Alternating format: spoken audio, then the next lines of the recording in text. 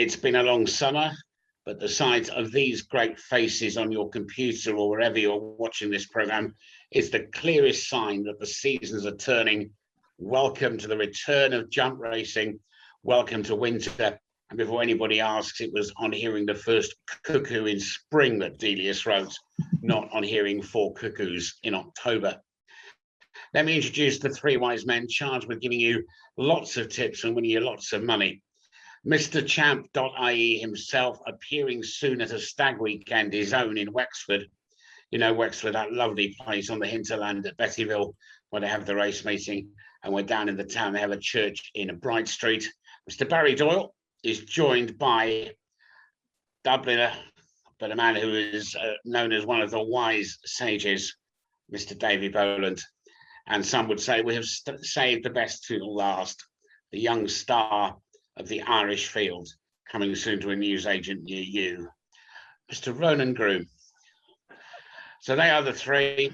We have Cheltenham this weekend, which means that in Britain things are getting very much busier. Next weekend, of course, we have the Down Royal Festival in Northern Ireland, so things getting busy there too, and things now really are starting to happen. Let's start with also to follow that perhaps is a new name, because we're going to start with the novices. Let's do it slightly differently and go through them. Start with the novices. Barry, a couple of novice hurdlers from you to start off with.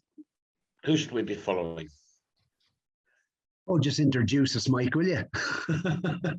I was going to say ask the lads to come in on this first, because I've 3 that probably no one would have, well, not too many people would be mentioning it at this stage. But sure, since you've come to me, we'll go first. Looking forward to Wexford this weekend and the jump season.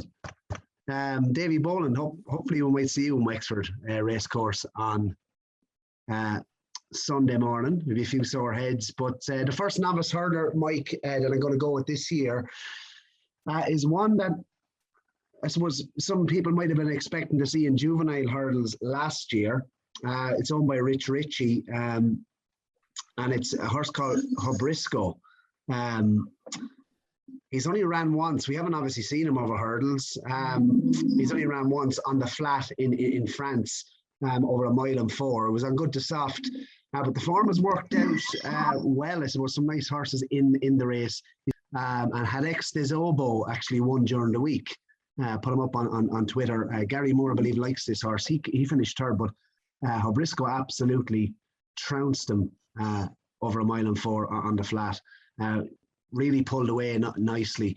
Showed some real class and hit the line hard on that occasion. As I said, he's been put away and was touted to run, I suppose, at the start of last year in a juvenile hurdle, but been given plenty of time. I'm really looking forward to him. And of course, Rich and Willie have good record in the Supreme Novices Hurdle. He's a big price, 40 to 1 for that. So could be a dark horse, I suppose, going novice hurdling for Willie. Davey, you were laughing at me. I say, you've never lost for words, are you? This is well west. The racecourse is at the top of the hill, and at the bottom of the hill is where the alcohol is. Davy Boland, come on, let's have a couple of another you. 2 to go, Mike. I had another 2. You may come back to me. Go, Davy. There's a few horses I like, Ireland and England. I'll start with the Gordon Elliott stable. Mighty Potter, a son of Marceline. He won a Punchestown bumper in March. Very impressive. I know they think an awful lot of this horse, so he'll be exciting. I'm sure he'll be starting soon enough. 3 Stripes Life, who I'm sure everyone will remember when he absolutely bolted up in the Navan bumper, son of Leading Light. He finished 4th in the champion bumper. Still a bit green, very keen. So that was a good run. I'd imagine he would be very exciting. Hollow Games, a point-to-point winner in Tortulla, and he won 2 bumpers for Gordon, Punchestown and Leopardstown, both very easy, and decided to finish him up at Leopardstown. He'll be very exciting. Jerry Clum, point-to-point winner in Linkstown as well. He won 2 bumpers as well. So those 3 are very exciting. I think I do like Napper's Hill from Paul Nichols' stable. He won in Chepstow there. He was impressive when he won a couple of bumpers, and I think he could be a good horse. And then Henry, of course, who Barry spoke to, Gilly Billy, who I see has an entry in Wexford, and Journey with Me, who won a Baldennis point to point and was very impressive under Patrick Mullins when he won in Gorham Park. So there are a few to mention, but look, you know yourself, Mike, you like to see them all run first and see how they get on. But yeah, you want to see which trainers have been buying the L plates, don't you? And what L plates will still be on after the first. Ronan, throw a couple into the mix as well. Yeah, just two from me, Mike, and they both run this weekend at Galway, so gonna know the fate pretty quick. One from the Noel Mead yard I liked was Harry Alonso. Won a Leopardstown bumper on St. Stephen's Day. I really liked the way he did it that day. He came clear and I think he caught the jockey unawares. Pat Taff was riding him, young Pat Taff, and just flew into the lead, and all of a sudden he was 4 lengths clear up the straight.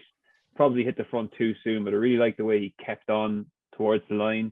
He then went to Fairy House and he was second to Let's Be Clear About It, probably one of the best bumper horses in Ireland last season. I think he only got beaten by Sir Gerhard and Kilcroot, so that's really good form. JP swooped in to buy him, and he makes his debut at Galway over hurdles on Saturday. The other one is a mare. I've seen this a few times now, but I got a nice tip off a guy I work with, a colleague.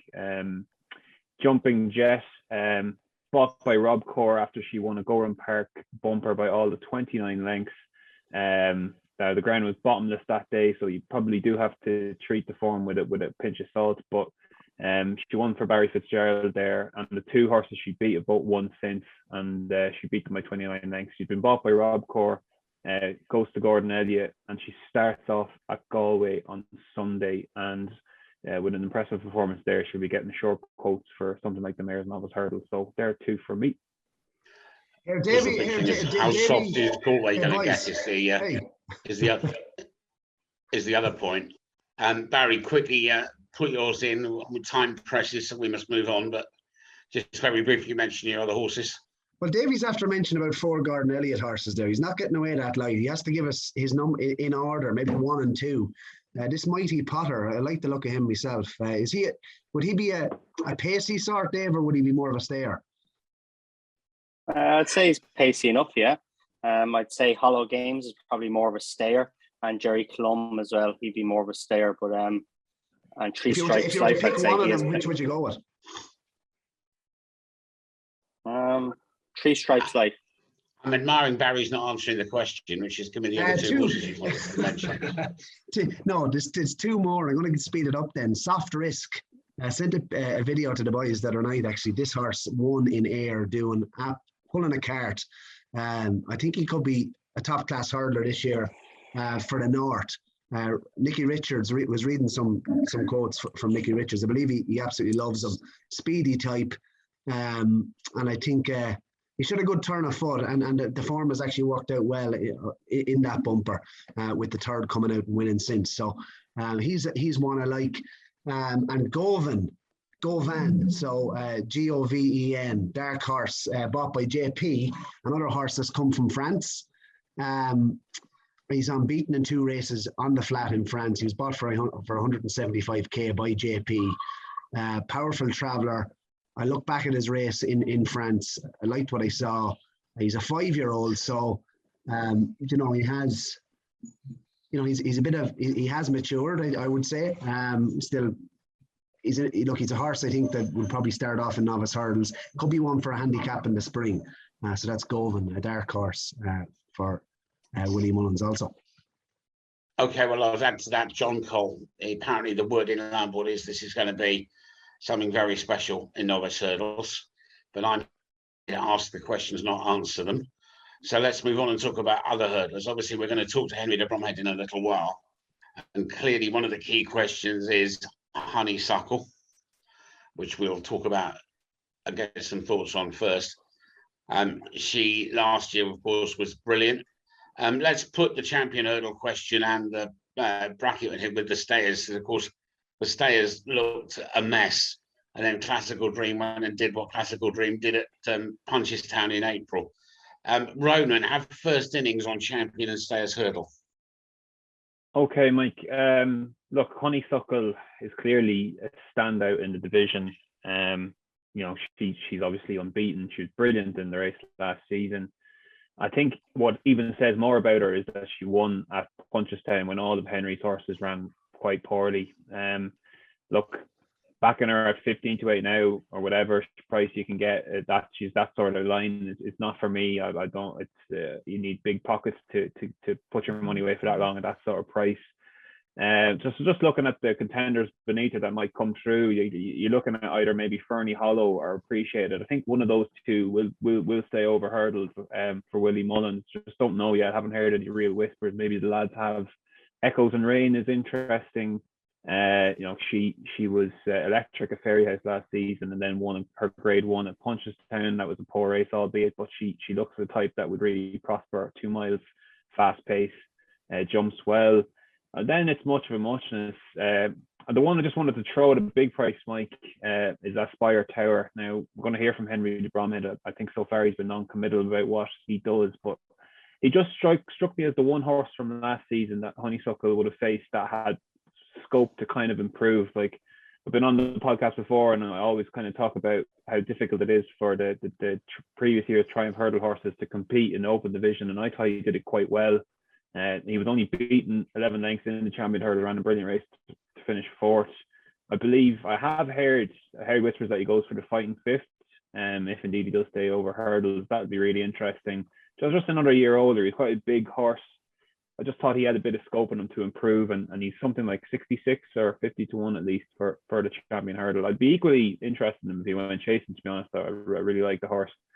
You asked about the Stayers Hurdle as well. Again, it's just one of those divisions that it's a bit open. Time Hill, I see, is at the top of the bet, and I don't really understand that now, I have to say. I think if I was making a favourite at this point, I'd go with last year's winner, Flooring Porter. He's still a young horse. He improved all the way last season. I forget his run at Punchestown. He ran off a bit free there and just didn't get home. There's a couple in that division that could come through. It's one of those divisions that you kind of wait through the season. Just a couple of names to throw at you. Latest exhibition, Paul Nolan. Now, Davy obviously might be able to tell him, but I know Paul Nolan's thinking about maybe going back over hurdles. That would be very interesting. He obviously ran really well in the Albert Bartlett that year. He was in behind Monkfish. Capodanno was a horse who absolutely bolted up in a 3-mile handicap hurdle at the Punchestown Festival for Willie Mullins last year and JP. And I'm interested in Thomas Darby, if they campaign him properly this season as a 3-mile horse. I believe he goes to Wetherby for the grade 2 3-mile race next weekend. Be very interested in him for Ollie Murphy. There's just 3 horses I'd be looking at kind of tracking through the season. But for me, at the top of the market, Flooring Porter would be the one I'd concentrate on so far. Of course, you mentioned Tyne Hill of the Hobbs Yard. I'm looking for the entries for the stable Cat. They can't saddle a loser at the moment. But I bet they wish this was March and not October. Barry. I'm in the Kenny Alexander colours here, Honeysuckle. I didn't know whether it was dressed up for Oktoberfest at Wexford or supporting Honeysuckle on the podcast. I think she was probably the best winner at Cheltenham last year, wasn't she, at the festival? It was absolutely bulling that I wasn't loyal to her. We were beating the Honeysuckle for the Champion Hurdle drum at 40-1 the year before. But I think she is going to take. I don't think she'll be beaten again this year. I think she's probably only coming into her prime. But we could talk about Honeysuckle all night. I think if you're looking for a dark horse for the Champion Hurdle, something at a bigger price that might be. I think the horse is probably going to start. He'll probably exploit his mark of 140. But he's a 6-year-old. He's only had 6 runs in his life, and I know Ollie Murphy has been bullish about him. Copperless. I think he's one that it's a very average division, especially across, I suppose, in the English side of the equation, the 2-mile hurdle division. But I think he could be one that could emerge, stepping out a handicap company and could progress right throughout the season. I think 66-1, if you were looking for an Ante-Post punt in the Champion Hurdle division, is probably, given how weak the division looks in England, he looks to have a lot of upside. That's Copperless, strong travelling type. So I do like him at a bigger sort of a price, Ante-Post. And that's the champion we asked about the stay in hurdle division. I actually quite like one here from the Gordon Elliott yard. A horse I loved last year. He's actually unbeaten over hurdles, 4 from 4. Again, it looks like a weak division. And I think this lad could potentially step up this year. Had 3 runs over the flat. Duffel Coat was a juvenile last year. We didn't see him for the second half of the season, but I think he could be interesting. He stays longer than the mother-in-law, Mike Vince. I've heard you say that a couple of times last year, but this literally does. Duffel Coat, I think he's 20-1 for a stairs hurdle. Again, if you were looking for a big price Ante-Post for the stairs, he's one that I like going into the season. So speaks a man who's about to acquire a mother-in-law. So we'll keep that phrase and use it back at him when the time comes. Davy, tell us about latest exhibition and your thoughts. I'll keep it simple with the 2 mile division. I don't think any of them will beat Honeysuckle. I'd imagine she'll start off in Fairyhouse for the Hatton's Grace, and then I'd imagine they'll do what they did last year, skip Christmas and go Dublin Racing Festival and then on to Cheltenham. The 3 mile division, the Stayers Hurdle, latest exhibition, it's not 100% decided yet, but I would say he's likely to go back over hurdles. That Albert Bartlett, as Ronan was saying, like when he was just touched off in second and that, like that was some race, like, you know, you've Monkfish, Time Hill, the name escapes me, Gordon, Fury Road, he was just behind as well. Like, you know, it was a fair race that was, but latest exhibition just didn't seem to make the progression as he should have with a fence in front of him. For a big horse that jumped so well, he just didn't seem to maybe improve. Well, maybe that's been hard on him too, because, you know, he did run into Monkfish on 2 occasions as well. I do like Zana here of Gordon Elliott's. Now, I could be wrong, because I think they're going to start him off and down Royal in the WKD hurdle. But I just think by watching this horse running that he's going to be a horse better when he steps up and trip. Just really looked at in the Triumph, you know. He was only getting going towards the last half mile. So I believe he's a horse that I like. A massive horse, Davy, is he? He's supposed to be after growing into a bit of a monster, filling his frame a good bit. Yeah, I read that as well, but I just thought by the way he ran last year, I think that you'll definitely see him stepping up in trips. So he's one that I like. I like him a lot, and obviously latest exhibition I think can definitely mix it with these lads. You know, Florent Porter, obviously he was very good when he won it. It's very important that he goes left-handed by the looks of it. He's fairly rotten when he's going right-handed. So he's rotten either way, but definitely right-handed. It's not for him. But yeah, it's exciting one. So I like Zana here though, if he makes that step up and trip. Interesting. No one's mentioned Calixios, which is I didn't know what to make of that triumph last year. 9 runners was a very small field, but see what's going to progress in it. So anyway, those are the 2 main categories of hurdles. I'm going to throw you lads a slightly wide one. So one hurdler that could be anything this year, even if it turns up winning some big handicap. Just throw one name each into the mix. Who shall I be nasty to and throw first here? Barry. What are you asking me? Ask it again. I'm just looking for one other hurdler to follow. You can take your pick of anything. Flat horses going hurdling, anything at all in a hurdle, something that might land a big punt. The one handicap hurdler I had to follow is the horse of Skelton's called Langer Dan. A lot of people will be familiar with the horse. He absolutely tanked into the Martin Pipe last season and literally bumped into a horse that was thrown in, Grade 1 winner in Galopin des Champs. If you go back and watch the race again, you can watch how confident the jockey was. Rode him. His name is actually escaping me now. The fellow that rode him, but he rode him out the back cold. He was actually well in on the day, and he must have thought he was coming to win easy, and he did. He beat everything else by 9 lengths and would have been a really impressive winner himself, and just bumped into this Galopin des Champs. So it's a horse I really like going over fences, and obviously won the Grade 1 at Punchestown. He's only 4 pounds higher now, Langer Dan, off 139. I'm sure Dan Skelton is looking at some of the big handicap hurdles, maybe the Greatwood, maybe the big the race that used to be the Ladbroke that they won a few years ago, to exploit that mark of 139. But he'd be the one I'd be looking out for. Davey? Horse I like, I read that he is going chasing, but I wouldn't be surprised if he either starts over hurdles or switches back. Is a horse that Paul Nicholls is called Solo.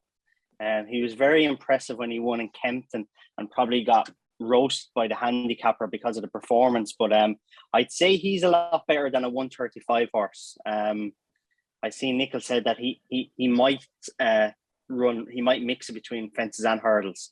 Off that mark, I think he's well capable of winning one of those big hurdles that Ronan mentioned as well. St. Roy is one I still want to know what they're going to do with that. I still think there's a big race in that. Come on then, Barry. One that I definitely want to mention is a horse who rated 119, I think, to my knowledge. Tom Lacey's Pounding Poet. I think a handicap wherever he's won last time, but he won so snug. I sent a video to Davy actually the other night. But I think this Pounding Poet, wherever he lines up, he hasn't run since May, but he has another stone to play with. One very snug. Yes, that's a lot, Barry. Go on, but he's the one definitely not graded material, but I think he's one to follow. Pounding Poet. Okay, well, there are some thoughts on hurdlers. We'll turn to the likes of the Champion Chase, the Gold Cup. Of course, there's no Monkfish, and plenty more. But let's take a pause, shall we, and get some thoughts from the man who had a 2021 season that he'll never forget.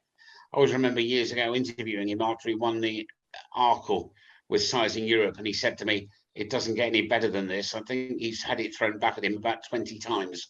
Let's hear from Henry de Bromhead talking with Barry. We'll start with the Wonder Mare, Honeysuckle. She's still unbeaten, Henry.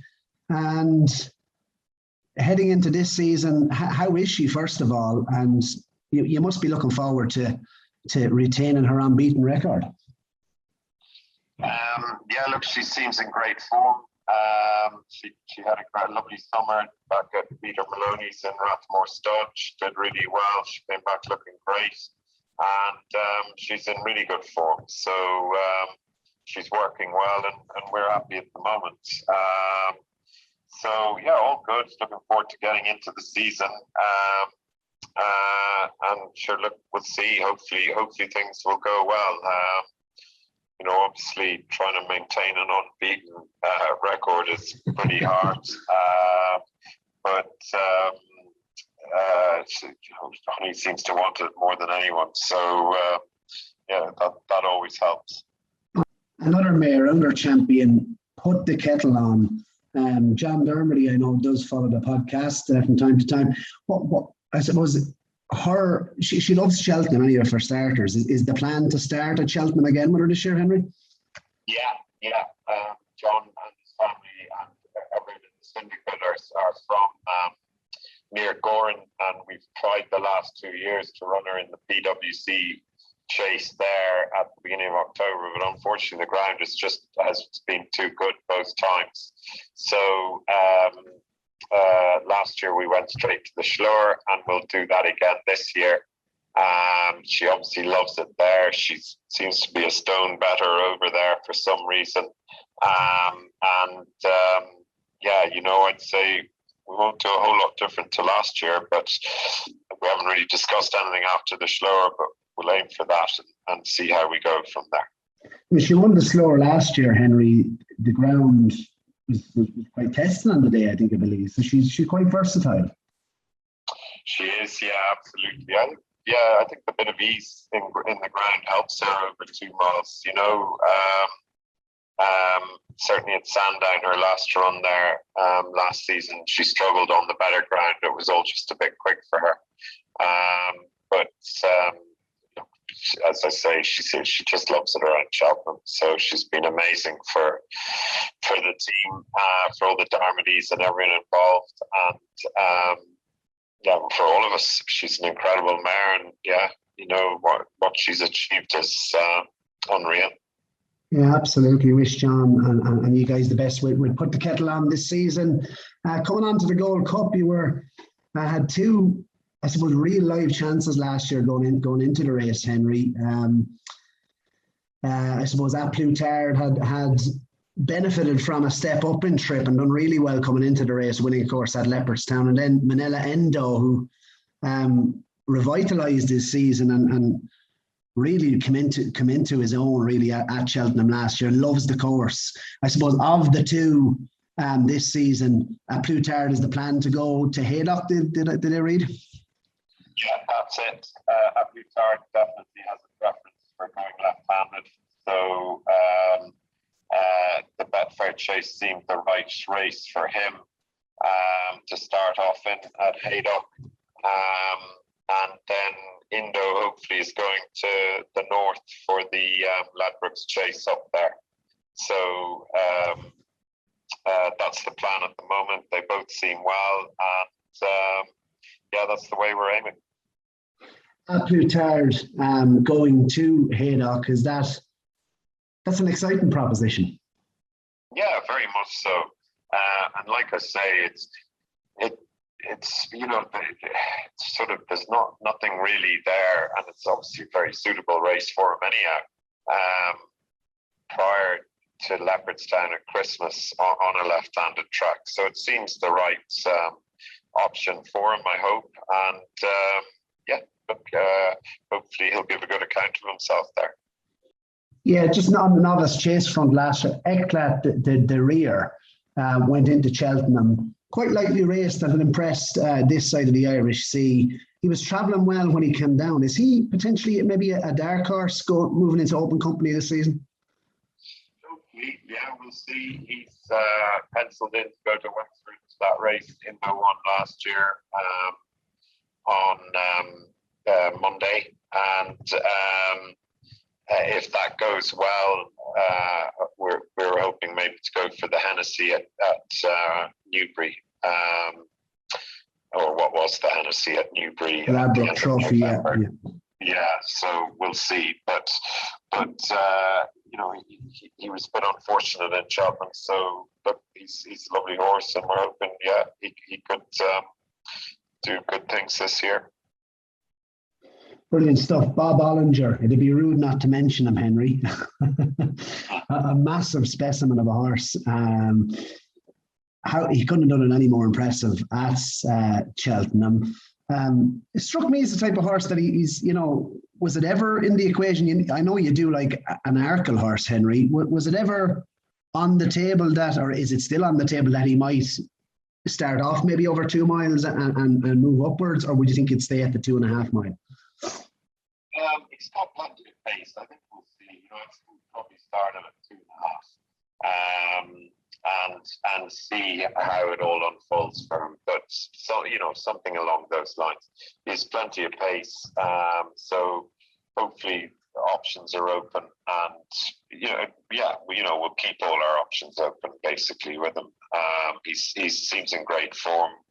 He's working well, and hopefully we'll get him out in the next few weeks. Yes, Bob Ollinger, Rob Core, of course, sticking with Rob Core, a horse that won the same bumper as Bob Ollinger at Gorham Park. Journey with Me. How excited are you about him, Henry? He looked really nice at Gorham. He'd won his point-to-point well. We were lucky to get him, and he's working well. He seems a really nice horse. So we'll aim him for a maiden hurdle, probably a 2.5 mile maiden hurdle, and again see how he progresses from there. Is he as pacey, do you think, as Bob Ollinger, or would you think he's more of a staying type? More a guy staying type of horse than what we see. Yeah. Okay. Brilliant stuff. Quilixios, another winner at the Cheltenham Festival last year. How's he doing? He's doing really well, yeah. Again, it's sort of like Aspar last year. He's only like 4 now, and he'll go for the second season novices race at the North next week, hopefully. He's working well, he's in good form, lovely horse, and all good with him. Tell me something, girl. How is she? She seems great, yeah, she seems really well. She is aiming for the Mars Hurdle this year. And yeah, like I say, she's in great form. She's summered really well, and looking forward to getting her out. Her first main target, I'd say, would be the race at Leopardstown at Christmas, the Mare's Hurdle, and we'll see how we go from there. Man whose voice will become very familiar in the weeks and months to lie ahead, Henry de Bromhead. Great that Rachel Blackmore's going to be back this weekend at Galway as well. A little bit testing, I suspect the ground will be at Ballybrook if the forecast is accurate, but the quality of racing is going to give us a really good clue about the winter and, in the words of the Brits, the 23-5 avoidance policy. So we move then to the steeplechasers, and let's vary it a bit. Let's start at the top, shall we? The Gold Cup. Clearly, the absence of Monkfish, a blow to the Irish, and some suggestions that Willie, although he is bound, I'm sure, to take Alboom Photo for a Davis Hyde to Seaside at Tremor, might have other plans for the horse as well, and one or two others that will graduate into it, particularly the former Gordon Elliott inmates. What do you make of it? Ronan, have first innings on this one. Yeah, it's the Gold Cup. It never looks the way it looks now. It always looks like it's going to be a great race, but by the time you get to it, it's often, the picture has changed so much. I am a big Minella Indo fan. I did kind of lose faith with him going into the race last season, even though I backed him at the start of this season. I actually had half given up on him, really, and that was a bit silly because he's just that classic Gold Cup horse where the stamina comes into play, and I could actually see him having a similar kind of year, and I think that's worth bearing in mind if you're looking at the race now with a view to having a bet. I think Minella Indo could get beaten a couple of times and arrive in Cheltenham, and then when the emphasis goes on stamina, that extra 2.5 furlongs on the hill is he's been there and done it, you know. I wouldn't be surprised if Henry kind of campaigns him a bit more sparingly as well, and to go back and take the Alboom Photo kind of blueprint. And just be interesting to see how it goes. Obviously, Henry's got Absolute Tard there as well. I think he's another year older. He has to be a big player. I'm not sure. I think Envoy Allen has a bit to prove, and it is interesting that he's 16-1 with one firm and he's 8-1 with the other. It just kind of goes to show you the type of opinions people have on him. You're either with him or you're against him. I just think he has something to prove now for Henry at those 2 runs in the spring where leave a lot to be desired, obviously. And yeah, just look at the prices, Mike. Alboom Photo, you mentioned him there. Like, he's been there and done it, and he ran another big race last year, and I think they're going to try something different to him. He's definitely one of the most interesting of the ones at the bigger prices. Can he regain a Gold Cup a la Cotta Star? I don't know, but yeah, it's not a race that I kind of get involved in at the moment. The market just seems tricky to me, Mike, but obviously very interesting, and we'll see how it goes. Davy Boland. I have to agree with a lot that Ronan said. I agree with Minella Indo. Could possibly see him getting beaten in Leopardstown or somewhere else, but he turned back up, and those horses that have done it. You see Alboom Photo, he returned back and was able to defend the title and then finished third last season. Horses who always run well, and it seem to keep going back and running well. So Absolute Tard as well. I'm sure you take out Minella Indo, he's a good winner.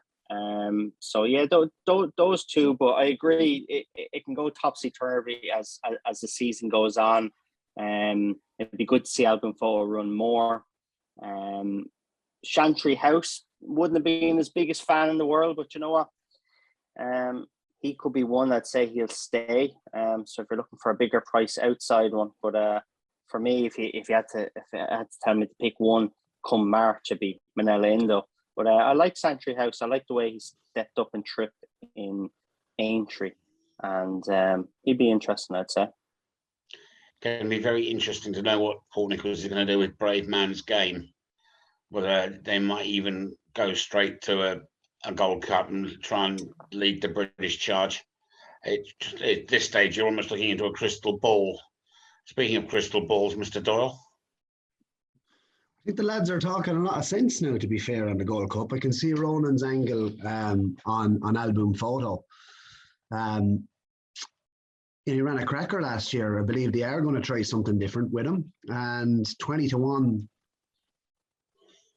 might just be a big price on him. You can take a lot. I suppose there's a lot. You look at Manila Endo and A Plus Tard where they are, I suppose, at the head of the betting, and deservedly so. I was a big fan of A Plus Tard last year. I think Manila Endo, I couldn't back him personally at 4-1 just with his consistency last year. I'd like to see him in a consistent run of form. I know he is traditionally better in the spring and at Cheltenham, but he's probably a bit short for me at the prices. A Plus Tard, I like him. Is he going to get any better? Can he improve? I'd probably rather back Album Photo at the prices. But I'd be expecting a big season from A Plus Tard. I'd be expecting him to go to Haydock and win. I think he's a miles better horse than what he's going to line up against there. And I suppose if I was to have a bet now at the prices, I do agree with Dave. I think Chantry House is a horse that I've liked an awful lot. I think he backed trouble early last year. I liked him, I suppose, going into his novice, or as he went, as the season went on in his novice hurdle campaign. He's a horse I've always liked. There's just something about him. I think at the price is 14-1. I think the further he goes, the better he'll be. Some people are saying his stamina doubts. I think the way he ran in the marsh, the further he goes, the better he's going to be. And I think he's going to be a stronger horse this year. So right now, as we speak, I think Chantry House he excites me. There's just something about him. I will throw in a massive price one each way before we come off the Gold Cup. Henry de Bromhead's Eclat de Rire, is that how you pronounce it? Was running well, I think, before he came down, wasn't he? He doesn't have an awful lot of experience over fences, but I think he's one that could surprise a few this year, and he's a massive price at 50-1. So they'd be my two probably at the prices, but Chantry House. Let me say one word to Ronan Groome. Alaho. No. Devastatingly brilliant performance over 2 mile 5. Are we going to be looking at 2 mile 5? I mean, what is the vibes about that horse? Because if he had the stamina, it would be some watch him in the Gold Cup, wouldn't it? Yeah, I would have. Yeah, I would have thought he's 2 mile 5, Mike. And they got him the exact pigeonholed him into that sort of horse last season. He was devastating in the Ryanair. And Willie, as you know well, is a stickler for when something works, he goes back and does it again and again and again. I'd imagine he's John Durkin. Interesting, maybe he went for the King George or something like that, but definitely I think he'll end up on the Ryanair. Yeah, I don't think so. I think he's been down that road before, hasn't he? I think his strength probably is the way he travels through his races and his jumping as well. Is that so? Maybe 2.5. I mean, it was one of the most breathtaking 7 minutes I think I've ever seen at Cheltenham. So let's move back then. We've touched about the Ryanair in passing. Let's go from 3 miles to 2, and then we'll talk novices. Champion Chase. Well, we said au revoir to Altior. We've got Chacon Pour Soir, who's going to have something to prove this year. And of course, Shishkin, who won the Arkle at Cheltenham, beating the smallest field for a long time. Principally because, and I'll say the name before you do, Barry, Energemina obviously was a late withdrawal. But if they were to all turn up, we're going to be where we were 12 months ago. Davey, what do you make of that lot? Shishkin. Simple. I know Barry hates that. Like you can't knock him for what he's done, you know. Of course you can, but Energemina's better than him. Well, that's not proven yet, Barry. At the end of the day, you have to get there, and Energemina wasn't even able to get there. So I'll be looking forward to seeing Shishkin. I'm sure he'll go to where? Well, Tingle Creek, I'd imagine. But he's the one they all have to be. It's as simple as that. Ronan. I do. I agree that Shishkin should be the favourite. Of course, Arkle winners obviously have a terrific record, and he was the standout novice last season. Probably just about edged it over Energemina. As I said before the Arca last season, the big thing with Shishkin and Ergemine is Shishkin has the Cheltenham Festival know-how, and that remains the case and will remain the case likely all season. I'm not sure you're going to see an Ergemine over at Cheltenham before a possible tilt at this race, and that he'll have that question to answer. A quick round as well it was something we talked about with Ergemine. So there's just those little lingering doubts, and that's enough for me to get him to 5-1 at least. Look, Chacun Persois 6 is there. I was against them in the champion chase last season on the pod, as I remember quite fondly, and the lads were laughing at me. But look, I think that was strange. He travelled into the straight as strong as going as well as anything. You think he's just going to go and win, and just flattened out up the hill. It was quite a strange thing. But Cheltenham can be like that for some horses, and he's got that question over his mark. Although 6-1 is a fair price. Look, I was just looking here. I like a couple of horses. I put the kettle on at 14-1 again. She's 4 from 4 at Cheltenham. You just can't argue with that record. As I said, of course, this form is so strong. She's going. When you're looking at this race from an Ante-Post perspective, you know what they're going to do. They're going to run her a couple of times now before Christmas, and then just put her away for the race. That's always a huge help. She's not going to run maybe at the Dublin Racing Festival like she didn't do last year. And it just takes out an extra kind of question mark over a slight injury niggle or things like that. And the 2 British horses I liked were Grenadine and Nubia Negra. Granted, they were both beaten in the race last season, but I actually think Nubia Negra should have won the race. In what was a muddling race, he was the one that was flying home late, came from the worst off position than most, and he's really lightly raced. And I think they found the key to him as well. Run him fresh. He was brilliant when he won the Desert Orchid Chase, beat Altior last season on the bridle, and his best run then of his life was coming off a big break again into the champion chase, and he got turned over at Punchestown then after that tough race. I think they'll run him fresh again, maybe even twice again, go the same route. 25-1 was a big price for him. And Grenadine, anyone listening to Paul Nicholls' stable preview, he wouldn't be put off him. I know Nicholls is bullish about a lot of his horses, but seem to have found the key with him. He just needs a fast pace, needs to be ridden kind of with that fast pace so he settles better. And now that he's a year older, I think he'll settle much better. And I'd rather back those 3, and you can dutch them together and you get around the 5-1 mark than back the top 3 in the market. I think they'll all end up in the champion chase, and I'd rather those 3 run than me than take a shorter price by Shishkin at this stage. And Nujamine, and what else, Barry? Yeah.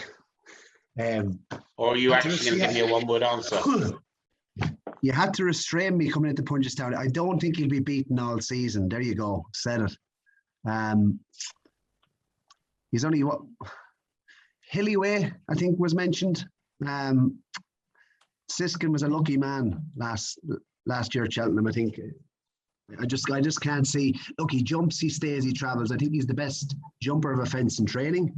And I think people saying he was a mudlark coming into Cheltenham, was decent ground at Punchestown. So I think he's won a point-to-point on good ground. I think that's nonsense.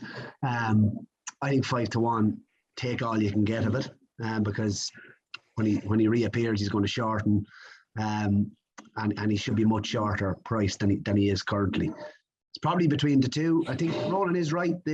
Across the water, Grenadine. I was a big fan of him last year, probably babyish. I think I wouldn't be surprised if he went on and won the Tingle Creek. I think he's due to start in the Haldon Gold Cup. Nicholls mentioned he may need the run, but I wouldn't be surprised if he went and won that first time up again. And I think he could be a different horse this year. I think he's probably still developing, still maturing. Again, lovely jumper, and the harder they go, the better he'll be. So I think this side of the water, and come Cheltenham, I don't think Ergamine's going to be beaten this year. And I think Grenadine is certainly a horse to follow across the water. Right, well, while you've got the microphone, let's put you straight in on the novices. Choose your trip as well. A couple of novices to follow.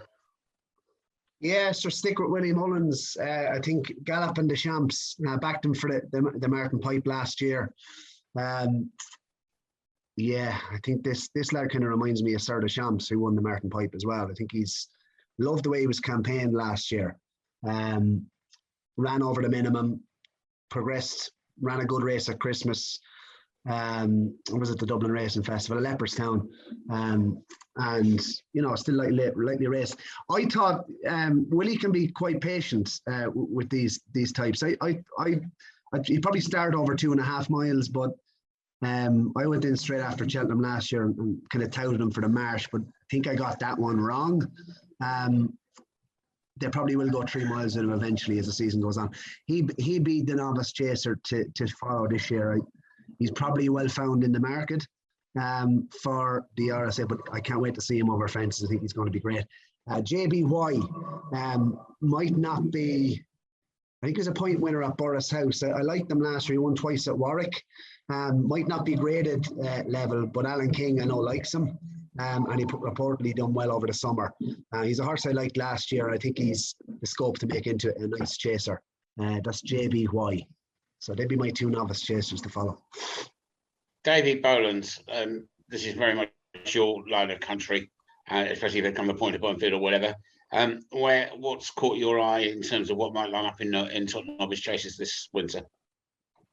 I have 4, right? So there's a horse. There's a horse called of Henry's, Mr. Incredible. I like him. Got a little bit of a setback. Yeah, and he was very impressive winning in Naas. He was second in a point in Dromhead. Another horse who won a point for Doyle, Colin Tizard. I'd say he was probably a little bit disappointing. A horse called Killer Kane. I think he could be a massive improver when he jumps the fence. Had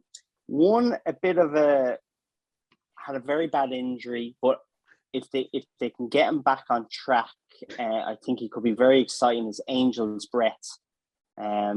Be good to see him back. I think he's only steady away there at the moment in Henderson's, but he's very exciting if they can keep him right after that awful injury that he had where he severed his tendon. And of course, the most exciting one of them all is Bob Bollinger.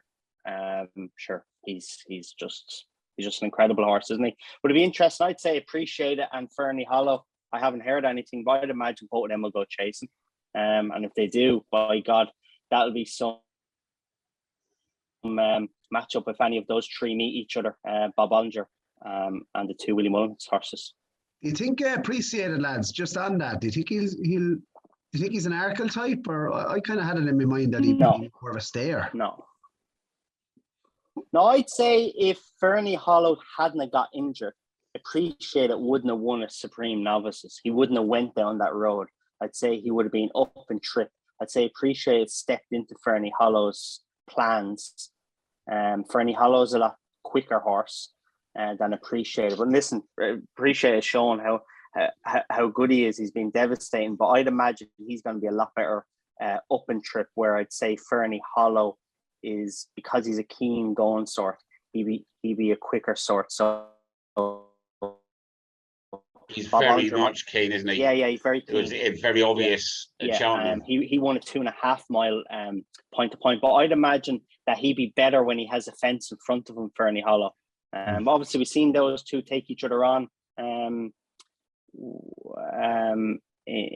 a maiden hurdle, but I'd say if they go chasing, Fernie Hollow is very exciting over the shorter distance, and I'd say Appreciate It would step up, and Bob Bollinger obviously will as well. Ronan, would he give him all he wants of it? Appreciate it. Would he give Bob Bollinger? Let Ronan have his say. I'm asking the questions, Doyle. Ronan. Yeah, sorry, I was on mute there. For what it's worth, I actually think one of Appreciate It or Fernie Hollow would stay over hurdles. I think Willie's absolutely stacked with novice chasers, and one of them stays over hurdles, and he won the champion hurdle contender. It wouldn't surprise me also was Appreciate It. I know Patrick Mullins is rhyming off the stat for the last Supreme horse to go and win since Beulah, but yeah, look, it was a weak division last season. I thought he was electric in the Supreme, and it wouldn't surprise me at all. But we're talking novice chasers. Can't believe Davies picked one of the same ones as me. I really like Mr. Incredible. Look, I love that. I think that form at Leopardstown, he was second to Galliard de Mesnil. He's ahead of Magic Days. That was probably one of the best maiden hurdles running in Ireland last season, and he won real nice at Naas, and Henry's just put him away. He said after Naas he was a real chasing prospect. He's really excited about him, so looking forward to seeing where he goes. And then bit obvious after that. It was just one that I didn't mention. He's not a novice. I'm pretty sure he won't be a novice anymore. He won too early in the campaign, but we didn't see him again. His horse called the Big Getaway for Willie Mullins. A lot of people probably remember him. He was third in Envoy Allen's at Ballymore. Only ran twice last season, won really easy at Epperson at Christmas, and didn't see him again. I'm not sure what the story is with him, if he's fit or he's okay, but I think he could be a good chaser. And obviously, I'm a big fan of Galop on the Champagne and Galliard Demi Neal. Backed them already, probably for the wrong races at Cheltenham. It seems like all the talk is for Galop on the Champ to go up to 3 miles for the festival, and I actually backed Galliard Demi Neal for that, and I backed Galopin for the marsh straight after the festival last season. So playing a bit of Willie Mullins bingo there, but I like those two. I think they've got the course know-how now, and big strapping horses that will make really good novice chasers. Willie Mullins bingo. Maybe if you're looking for something for keep the mother-in-law quiet at Christmas, that might be your present for her. But especially if you can get a full house, will he ever win a champion chase is the key question for Mr. Mullins this year. So there's just a few amongst the leading stars. But now let's turn to the three of you with a couple of final questions about perhaps some dark horses or whatever. And obviously we're going to end with your one to follow for the season. So, Davy, come to you first. Give us a dark horse. Xander Clickan, an unraced horse, son of fame and glory for the Paul Nolan stable. Barry, that was a nice succinct answer from Davy. Away you go. You're on mute. I said, come back to me. I fired a few early shots. I said, come back to me. Come around. No, you can't. That's the thing about married life is you eventually have to answer the question. I know the most expensive word you'll ever say in your life is "I do," but you've got to answer the question. Well, I finally go ahead. Reduce you to silence. Go on, come back to me. I have a couple written down. Go on. Oh, go on. Let's have them now then. Geez, you put me on the spot. We've kind of gone through a lot of them. So, you got too many names written down. Yeah. There's a nice big one. I believe there's a nice horse that won a point-to-point gone to pipes last quarter. Could he go over Novice Hurdles maybe? Bought by Brigade. Davy or Mike, hear any stories? Well, Brigade, just so I can tell you, of course, is the Native River team. Garth and Anne Broom, Native River won the Gold Cup. He won in Punchestown. Yeah. And what about you then, Ronan? Yeah, I stuck between two. So I'm going to go with the hurdler, Gentleman Joe. I know it's been put up by a few people on like the social media. It goes to Henry de Bromhead. He just bought out a Joseph Tweets yard. I think he's another one for Rob Core. But his form, I think he was third or fourth in the listed race there, Goodwood, at the Cocked Hat Stakes. And that race has worked out seriously well. He's a juvenile hurdler, so don't know when you're going to see him. Maybe it might be a bit later in the year. I'll just fire the other one quickly at you. Gars the Soul for Gordon. I think he's another big strapping chaser. I should just put him into my novice chase category there. He will he'll love a trip. Could be one for the 4-miler later in the year. Soft ground, you might see him around Navan somewhere later in the season. Gars the Soul for JP and Gordon. And the next one to each of the three of you. I'm actually varying off my script here. Your naps are going to come, nap for the season. But at this stage, if you were to have one bet for the Cheltenham Festival, any race you like, what would it be? Davy? Fuck me. He hates Cheltenham talk. The secret of doing this job, is to reduce each panelist to silence in turn. Ronan Groome, you've never been lost for words all the years I've known you. So come on, and let you lead, and then the others will come to their senses. Yeah, well, I guess Nap is something more solid, but I'll just give you the horse that I backed today, and I mentioned him earlier on. I backed the Fire Tower at 66s for the Champion Hurdle. Look, obviously that's not really Nap material as such, but if I'm having a bet at Cheltenham this season, I want to be double figures at least at this stage of the season, and he's just one I think can progress through the division. He'll probably go chasing now after me saying that, but yeah, that's what I did today. Barry, one horse then for the Cheltenham Festival. You've got a complete blank piece of paper in front of you in terms of what race? One bet for the Cheltenham Festival, 5-1, Energy Champion Chase. All right, let's see whether Mr. Boland has got rid of the shock and he's coming back with something here before I go to the three of you finally for your naps of the season. Davey. This is mad coming from me to say about a 3-year-old, obviously turned 4-year-old, because I'm not a fan of the races, but Magistrato 25-1 or maybe 33-1 for Paul Nicholls in the Triumph Hurdle. I'd say he's a very, very good horse. Okay, so those are your dark horses and your horses for Cheltenham. Now, the moment we've all been waiting for, when the three of you put in your nap for the season, the one horse that it doesn't need to be Cheltenham, it might be something for the Grand National, anything at all. The one horse, if you had to put if you're doing a 10 to follow, say, and you needed to put a nap, what would you put in? Barry, would you nap Nerjamin, or you got something else in mind? Yeah, I would. He's the one I'm most confident about. Yes, I would go on Nerjamin for the Champion Chase at 5-1. Willie has yet to win it, and I think he will win it. I think it will be with him. So, yeah, 5-1 Nerjamin. We don't even at the moment know what his plans are. We talk about the Hilly Way. It's always the difficult day, isn't it? Because it's the Hilly Way at Cork clashes with the John Durkin, which is, of course, why Patrick and the Fog and Min were doing the business. Davey. Bob Ollinger. Ronan Groome.